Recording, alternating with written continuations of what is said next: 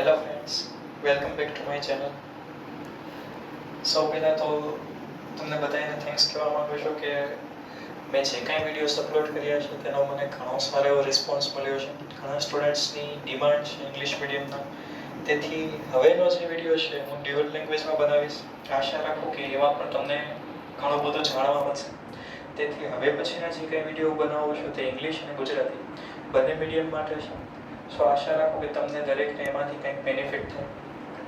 તો હવે આપણે જઈએ છીએ આપણા નેક્સ્ટ ચેપ્ટર તરફ કે આપણું જે થર્મલ ફિઝિક્સ છે એનો સેકન્ડ પાર્ટ. અને ખૂબ જ મહત્વનું ચેપ્ટર થર્મોડાયનેમિક્સ. તમે એમ કહી શકો કે લગભગ થર્મલ ફિઝિક્સમાંથી જો ફિક્સ ક્વેશ્ચન્સ હોય પૂછાતા હોય તો તે થર્મોડાયનેમિક્સમાંથી.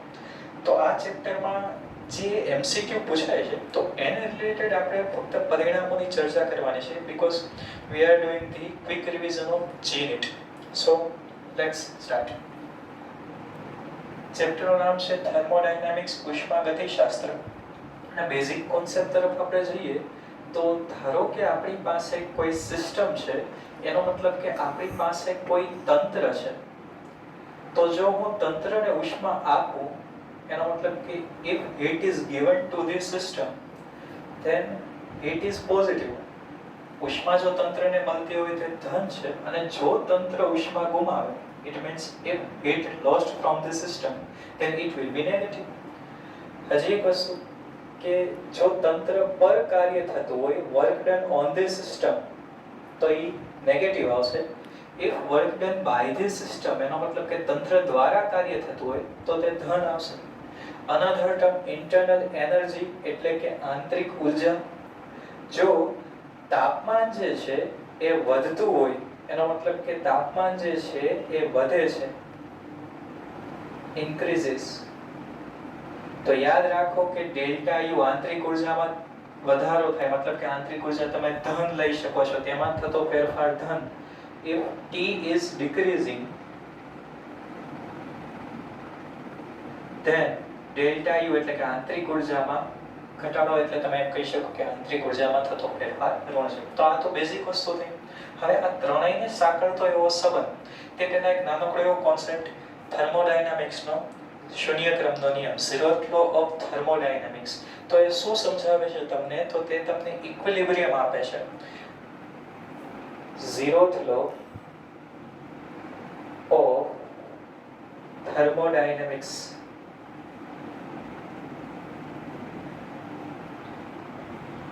જેને આપણે ગુજરાતીમાં કહીએ છીએ શૂન્ય ક્રમનો નિયમ. તો યાદ રાખો કે એ તમને ફક્ત ઇક્વિલિબ્રિયમ આપે છે, સંતુલનની ભાષા તમને સમજાવે છે કે ધારો કે તમારી પાસે બે બોડી છે A અને B. આ બે એકબીજાની સાથે જો થર્મલ ઇક્વિલિબ્રિયમમાં હોય એનો મતલબ કે બંને એકબીજા સાથે ઉષ્મીય સંતુલનમાં છે, અને જો B એ C સાથે ઉષ્મીય સંતુલનમાં છે એનો મતલબ કે B and C is also in thermal equilibrium, then we can say that A and C is also in thermal equilibrium. આ દરેક એકબીજા સાથે ઇક્વિલિબ્રિયમમાં છે. ઓકે, આ તો સિમ્પલ મીનિંગ હતો થર્મોડાયનેમિક્સના ઝીરોથ લોનો. હવે જે છે થર્મોડાયનેમિક્સનો first law of thermodynamics.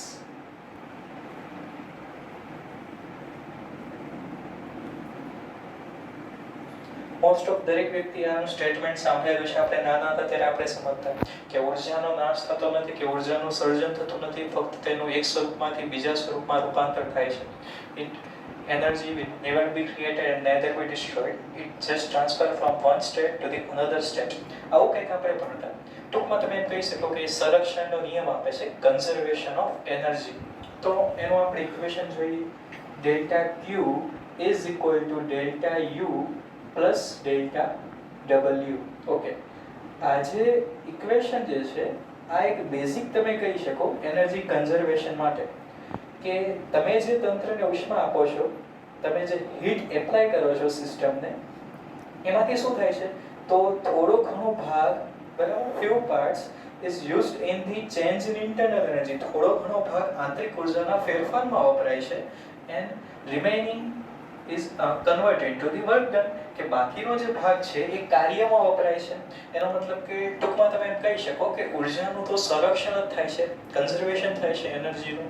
Okay, હવે તેની અંદર delta Q and delta W, it means heat and work done, કાર્ય અને ઉષ્મા આ બે જે છે એ પાથ ડિપેન્ડન્ટ,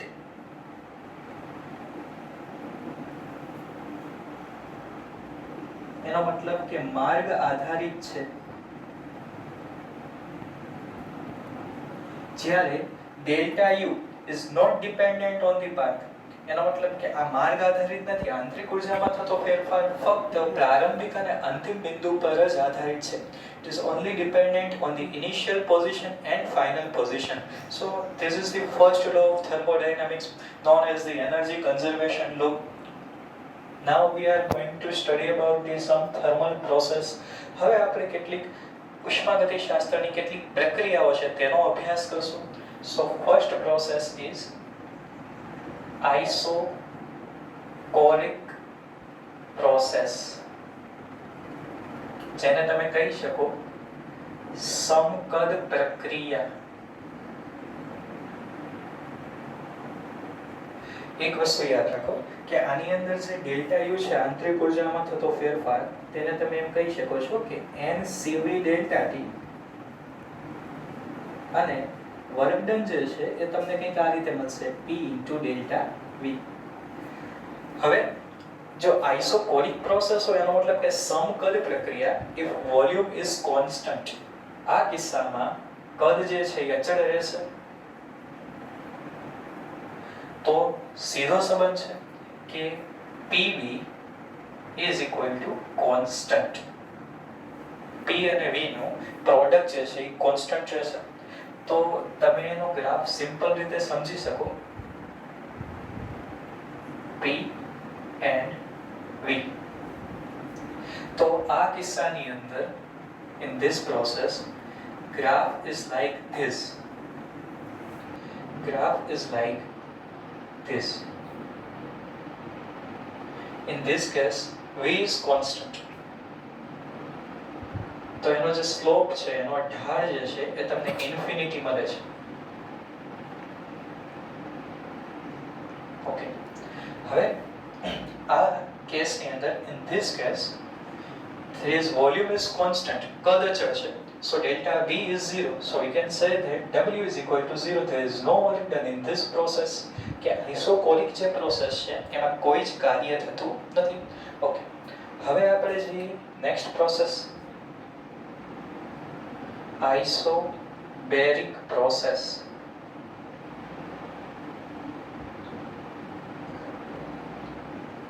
ઓકે, હવે આ કેસની અંદર in this case P is equal to constant. So relation between V and T is equal to V by T is equal to constant. In this case, graph is like that.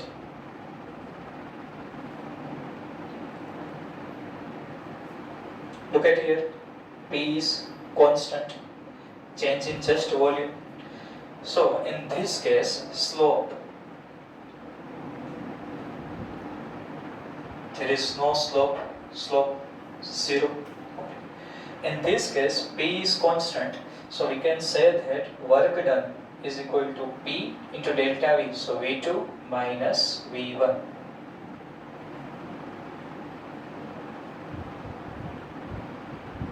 Okay. હવે in this case, Cp is equal, sorry, in this case delta Q એટલે કે ઉષ્મા is equal to N Cp delta T and delta U is equal to N Cv delta T. Okay. Now we are going to study about the isothermal process. જે isobaric process હતી એને તમે કહી શકો કે સમદાબી પ્રક્રિયા. Now isothermal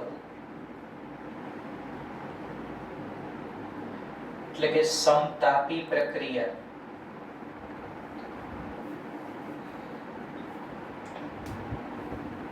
ઓકે, સોરી, અહીંયા જે છે P by T is equal to constant આવશે. Now we are going to study about the isothermal process. Isothermal process એટલે કે સમતાપી પ્રક્રિયા તરફ જો તમે જાઓ તો આ કિસ્સામાં T is equal to constant. In this case temperature is constant.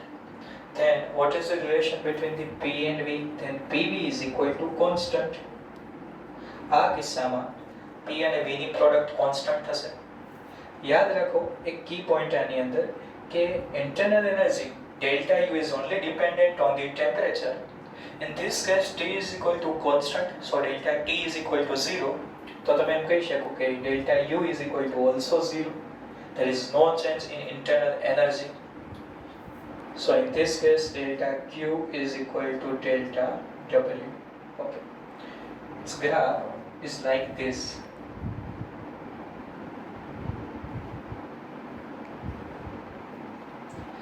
હવે આઇસોથર્મલ પ્રોસેસ ની આપણે વાત કરી. જો તમારાનો ઢાળ લખવો slope is equal to minus P divided by V. Okay. Now we are going to study about the adiabatic process. Adiabatic process ને તમે બીજું કહી શકો છો સમોષ્મી પ્રક્રિયા.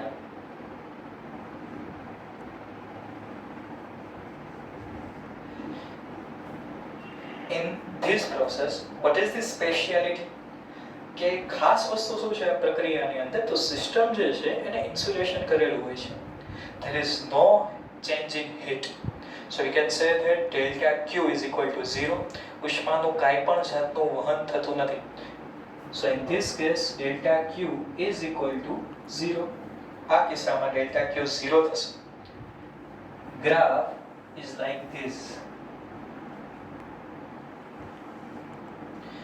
ફેર શું પડશે આની અંદર કે જે તમને ઢાળ આઇસોથર્મલ પ્રક્રિયામાં મળ્યો હતો તેના કરતાં થોડોક ઢાળ આની અંદર વધારે આવશે. In this case PV raised to gamma is equal to constant. Relation between T and V, TV raised to gamma minus 1 is equal to constant. Relation between T and P, T raised to gamma, P raised to 1 minus gamma is equal to constant. Okay. તો આનો જે slope જે છે slope is equal to minus gamma P by V. તો એક વસ્તુ તમે not કરો કે already minus P by V જે સ્લોપ કોનો છે આઇસોથર્મલનો, એનો મતલબ કે સમોષ્મી પ્રક્રિયાનો જે ઢાળ છે slope of the isothermal process is gamma times of the slope of the isothermal process. કે સમોષ્મી પ્રક્રિયાનો જે ઢાળ છે એ સમતાપી પ્રક્રિયાના ઢાળ કરતાં ગેમા ગણો છે. ઘણી બધી સ્પર્ધાત્મક પરીક્ષાઓમાં કોમ્પિટિટિવ એક્ઝામમાં પૂછાયેલા આવા ક્વેશ્ચન્સ હોય છે, તો તમને દરેક વસ્તુનો ખ્યાલ હોવો જોઈએ મિત્ર. Now we are going to study about the cyclic process, જેને તમે એમ કહો છો ચક્રીય પ્રક્રિયા.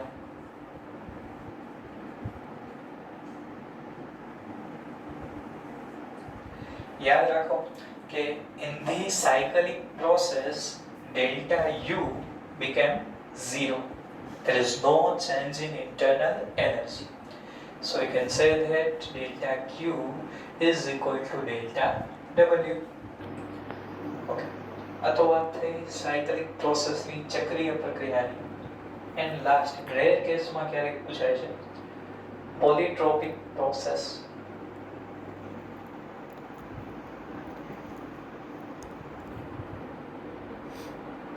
હવે polytropic process is like adiabatic, but in this case PV raised to x is equal to constant and slope એનો જે ઢાળ બનશે એ કંઈક આવો થશે. ગેમાની જગ્યાએ x આવી જશે minus x P divided by V. Okay, work done. આઇસોથર્મલની અંદર પણ વર્ક ડન આપણે બાકી છે. વર્ક ડનના ઇક્વેશન ખાસ તમારે યાદ રાખવાના છે. mu r t ln v1 divided by v2 or mu r t ln p2 divided by v2 divided by v1 અને અહીંયા આવશે p1 divided by p2. કોઈ પણ ઇક્વેશનનો તમે યુઝ કરી શકો છો એકોર્ડિંગ ટુ કન્ડિશન. જ્યારે એડિયાબેટિક ની અંદર કાર્યની વાત આવે, work done in the adiabatic process, so W is equal to mu r t1 minus t2 and divided by gamma minus 1 or p1 v1 minus p2 v2 divided by gamma minus 1. These both are the equation of work done in the case of adiabatic process. બંને equation જે છે એ સમોષ્મી પ્રક્રિયામાં કાર્યના સૂત્ર છે. Same process in the polytropic process. So work done in this case is p1 v1 minus p2 v2 divided by x minus 1.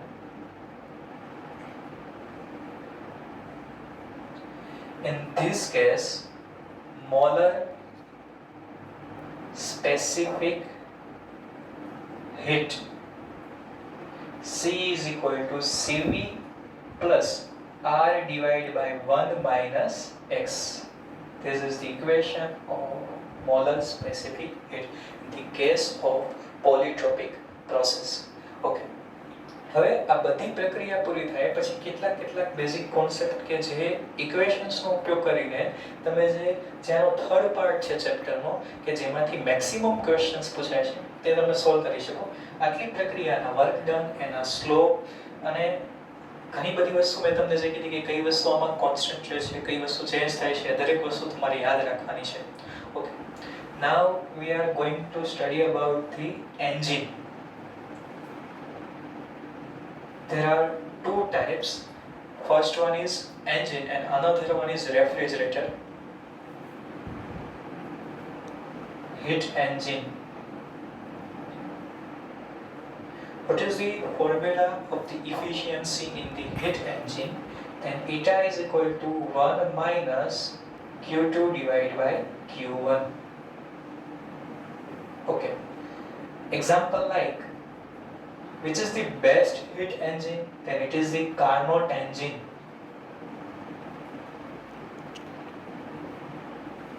એન્જિનની અંદર મેક્સિમમ ઇફિશિયન્સી, મેક્સિમમ કાર્યક્ષમતા તમને શેમાં મળે છે? તો કાર્નોટ એન્જિનમાં મળે છે. Due to the Q2 by Q1 is equal to T2 by T1, efficiency in the Carnot engine is equal to 1 minus T2 by T1. તમે આ ઇક્વેશનનો ઉપયોગ કરી શકો કાર્નોટ એન્જિનની કાર્યક્ષમતા માટે. Okay, another concept in the refrigerator. રેફ્રિજરેટરના કોન્સેપ્ટમાં તમે શું કરશો તો તેની અંદર પરફોર્મન્સ ગુણાંક, કોએફિશિયન્ટ ઓફ પરફોર્મન્સ, તેને આપણે કંઈક નામ આપી દઈએ. ધારો કે તેને નામ આપીએ beta. Beta is equal to Q2 divide by work done. So Q2 divide by work done એટલે Q2 minus Q1. So we can say that T2 divided by T2 minus T1. Okay. This is the basic equations of the heat engine and refrigerator. Okay. હવે ઘણી બધી વસ્તુ કે જે આપણે બુકની અંદર નથી આપતા છતાં પણ એનો ઘણી બધી જગ્યાએ ઉપયોગ થાય છે. તો કેટલાક બેઝિક કોન્સેપ્ટ જે પણ તમે યાદ રાખી શકો as a key points.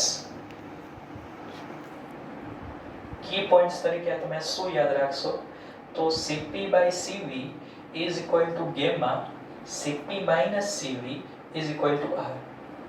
Another key point in the isobaric process, જે સમદાબી પ્રક્રિયા છે તેની અંદર Cp is equal to Cv is equal to R divided by gamma minus 1. R divided by gamma minus 1. Cp by Cv is equal to R. Cp by Cv is equal to gamma. So we can say that Cp is equal to gamma into CV, so gamma into R divided by gamma minus 1. તો આનો પણ ઘણી બધી જગ્યાએ ઉપયોગ થશે. Another key point માં યાદ રાખો કે ઘણી વાર પૂછે છે કે ratio of delta U divide by delta Q, આંતરિક ઉર્જા અને ઉષ્માનો ગુણોત્તર, અથવા તો એમ કહી શકાય કે increment in the internal energy due to the given heat, delta U divided by delta Q. Increment in delta U due to delta Q કે આંતરિક ઉર્જામાં આપેલી ઉષ્માના કારણે થતો વધારો, તો તેને તમે વ્યાખ્યાયિત કરી શકો છો. ડેલ્ટા યુ એટલે હમણાં જ મેં તમને સમજાવ્યું NCV delta T, and delta ક્યુ એટલે NCP delta T. So final delta U by delta Q is equal to CV by CP. CP by CV is equal to gamma, then CV by CP is equal to 1 by gamma. So યાદ રાખો કે increment in internal energy due to the given heat is equal to 1 by gamma. અથવા તો તમે એમ કહી શકો આંતરિક ઉર્જામાં ઉષ્માના કારણે થતો વધારો is equal to 1 by gamma. હજી એક વસ્તુ કે work done due to the given heat or ratio of work done by given heat, કાર્ય અને ઉષ્માનો ગુણોત્તર, so delta W divided by delta Q. Delta W એટલે તમે થર્મોડાયનેમિક્સના ફર્સ્ટ લો પરથી તમે એમ કહી શકો કે delta Q is equal to U plus W. So in this case make it object, so we can say that delta Q minus delta U divided by delta Q, so 1 minus delta U divided by delta Q, so final delta W divided by delta Q is equal to 1 minus delta U by delta Q is equal to 1 by gamma.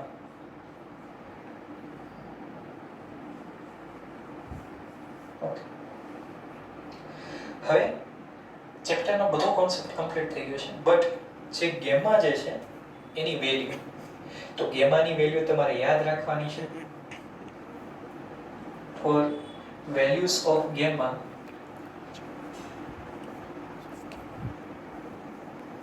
monoatomic,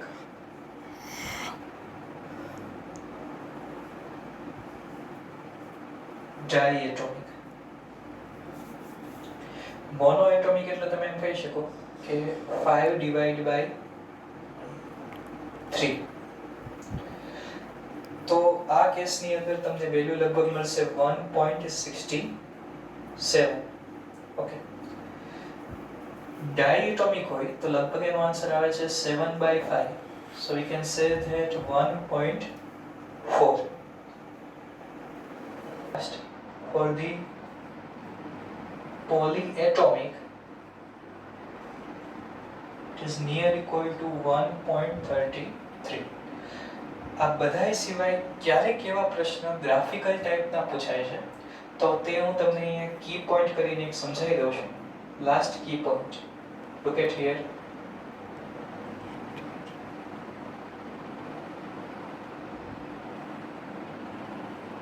We draw the P versus V graph. જો P વિરુદ્ધ V નો આલેખ દોરીએ તો સૌથી પહેલા હું તમને સમજાવું તો isobaric process. Isobaric, P constant. એના સિવાય આઇસોથર્મલ, મેં તમને કીધું એમ કે slope of the adiabatic is more than the isothermal. જે એડિયાબેટિક પ્રક્રિયા છે સમોષ્મી, તેનો ઢાળ સમતાપી કરતા થોડોક વધારે મળશે. And for the